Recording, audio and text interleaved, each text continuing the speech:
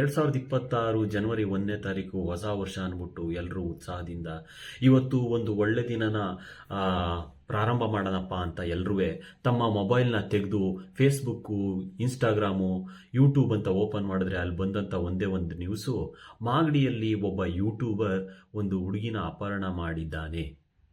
ಯಾರು ಆ ಯೂಟ್ಯೂಬರ್ ಅಂತ ಅಂದರೆ, ತುಮಕೂರು ಜಿಲ್ಲೆ ಶ್ರೀರಾಪಟ್ಟಣದವನು RJ ಡಿಜಿಟಲ್ ನ್ಯೂಸ್ ಅನ್ನೋ ಯೂಟ್ಯೂಬ್ ಚಾನಲ್ನ ನಡೆಸ್ತಾ ಇರೋ ರವಿ ಜಮುನಾ ಈ ಪ್ರಕರಣದ ಮುಖ್ಯ ಆರೋಪಿ.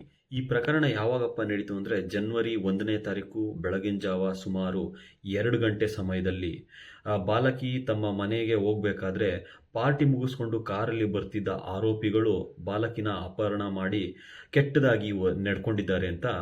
ಈ ಒಂದು ಪಾರ್ಟಿ ಮಾಗಡಿಯ ವೆಂಕಟೇಶ್ ಅನ್ನೋರ ತೋಟದ ಮನೆಯಲ್ಲಿ ನಡೆದಿರುತ್ತೆ. ಈ ಪೋಸ್ಕೋ ಕೇಸ್ನಲ್ಲಿ ಏನೇನು ಶಿಕ್ಷೆ ಆಗುತ್ತೆ ಅನ್ನೋದನ್ನು ಈಗ ನೋಡೋಣ. ಲೈಂಗಿಕ ದೌರ್ಜನ್ಯ ಆಗಿದ್ರೆ ಕನಿಷ್ಠ 3ರಿಂದ 5 ವರ್ಷ ಜೈಲು ಮತ್ತು ದಂಡನ ಹಾಕ್ತಾರೆ.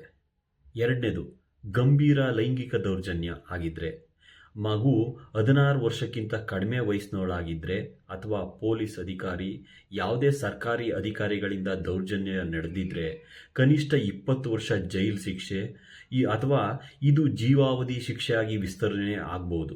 ಮತ್ತು 2019ರಲ್ಲಿ ಈ ಒಂದು ಕಾಯ್ದೆ ತಿದ್ದುಪಡಿಯಾಗಿ ಇಂಥ ಪ್ರಕರಣದಲ್ಲಿ ಯಾರಾದರೂ ಅಲ್ಲಿ ತಪ್ಪು ಮಾಡಿದ್ದಾರೆ ಅಂತ ಸಾಬೀತಾದರೆ ಮರಣದಂಡನೆ ಅಂದರೆ ಗಲ್ಲು ಶಿಕ್ಷೆ ಅಥವಾ ಜೀವಾವಧಿ ಶಿಕ್ಷೆ ವಿಧಿಸುವಂಥ ಅವಕಾಶ ಕೂಡ ಇದೆ.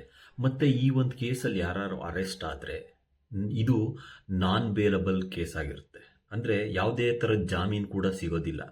ಮತ್ತು ಈ ಥರ ಕೇಸ್ಗಳಿಗೆ ಸಪ್ರೇಟಾಗಿ ಒಂದು ವಿಶೇಷ ನ್ಯಾಯಾಲಯನ ಸ್ಥಾಪಿಸ್ಬೇಕಾಗತ್ತೆ.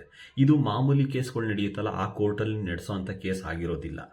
ಮತ್ತು ಈ ಕೇಸ್ ಯಾವ ಥರ ಇದಪ್ಪ ಅಂತ ಅಂದರೆ, ಈ ಒಂದು ಕೇಸ್ನ 1 ವರ್ಷದೊಳಗಡೆನೆ ವಿಚಾರಣೆ ಮುಗಿಸಿ ತೀರ್ಪನ್ನ ನೀಡಬೇಕು ಅನ್ನೋ ಒಂದು ನಿಯಮನೂ ಇದೆ.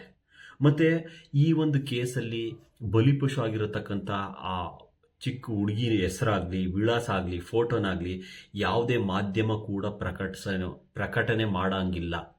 ಇದು ಶಿಕ್ಷೆಗೆ ಒಳಗಾಗುವಂಥ ಒಂದು ಇನ್ಸಿಡೆಂಟ್ ಆಗಿರುತ್ತೆ.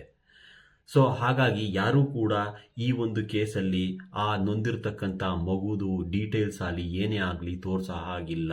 ಇದು ಕಾನೂನಲ್ಲೇ ಇದೆ. ಇಲ್ಲಿವರೆಗೂ ಹೇಳಿದ್ದು ಈ ಪೋಸ್ಕೋ ಕೇಸಲ್ಲಿ ಏನೇನಾಗುತ್ತೆ, ಯಾವ ಥರ ಕೇಸ್ ಆಗುತ್ತೆ ಮತ್ತು ಏನೇನು ಶಿಕ್ಷೆ ಆಗುತ್ತೆ ಅನ್ನೋದನ್ನೇ ಹೇಳಿದೆ. ಆದರೆ ನಮ್ಮ ಜನಗಳು ಅಷ್ಟೇನು ದಡ್ರಲ್ಲ.